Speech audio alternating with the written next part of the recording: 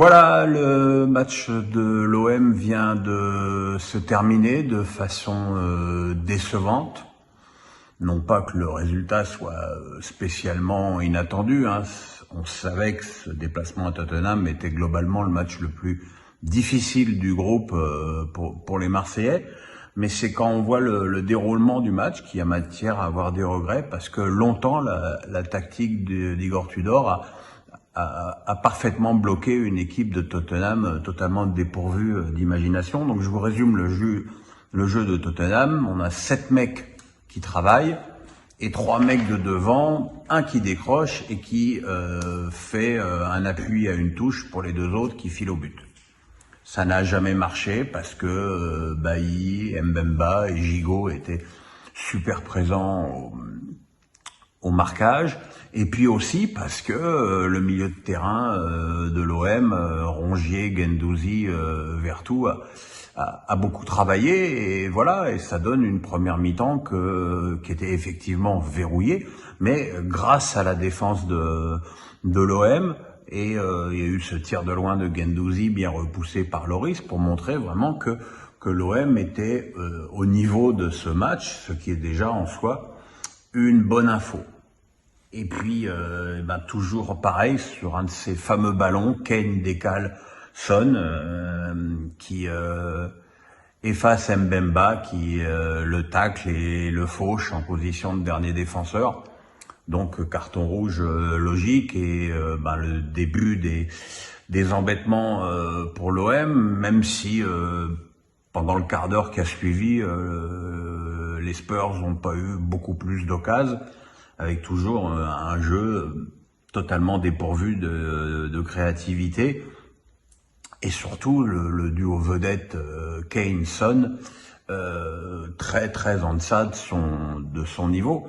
Le problème, c'est qu'il y a un troisième attaquant, Richarlison, qui est arrivé à l'intersaison d'Everton et dont on oublie peut-être un peu vite qu'il est titulaire en équipe du Brésil et qui a marqué les 2 buts de Tottenham de la tête. Alors le premier, il y a des choses à dire sur le premier parce que c'est un centre rentrant du pied droit de la gauche de Perisic qui centre dans un confort total. Tout ça parce que Nuno Tavares est pas au marquage, mais Nuno Tavares, qu'est-ce qu'il fait à gauche? Moi, j'ai été très surpris de voir Klose, à moins que Klose soit blessé, ça je ne peux pas le savoir. Je suis très surpris d'avoir vu Klose remplacé par Kolasinac, qui est donc passé à gauche et qui a obligé Nuno Tavares à aller à droite avant que d'ailleurs qu'il termine le match à gauche, même si c'est vrai qu'il était dans une position plus offensive pour s'ouvrir le jeu sur son pied gauche.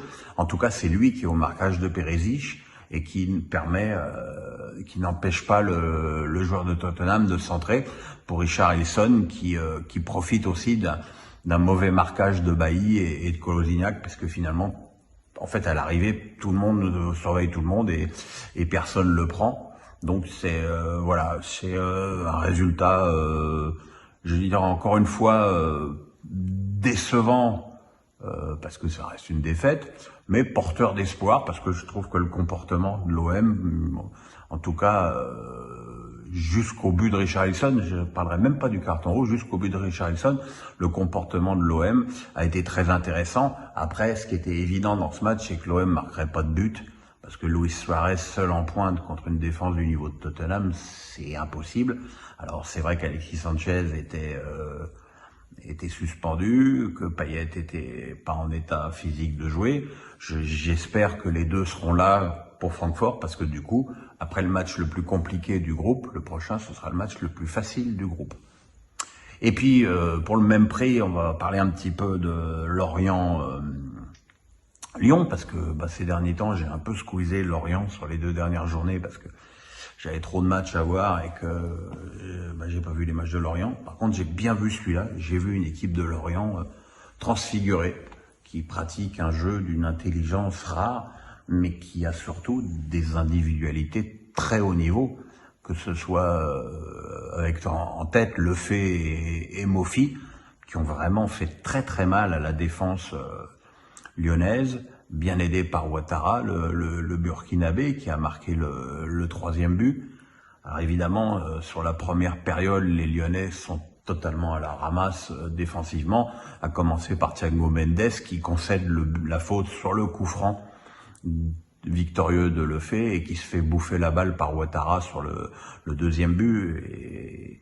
Et l'absence d'un arrière central de haut niveau, qui ne sera pas Da Silva, faut pas rêver, est évidemment un problème qui risque d'être récurrent pour l'OL, parce que le début de saison magnifique de l'OL, il était en trompe-l'œil, hein. Un match à l'extérieur à Reims, match nul, 4 matchs à domicile contre des petites équipes, donc 13 points.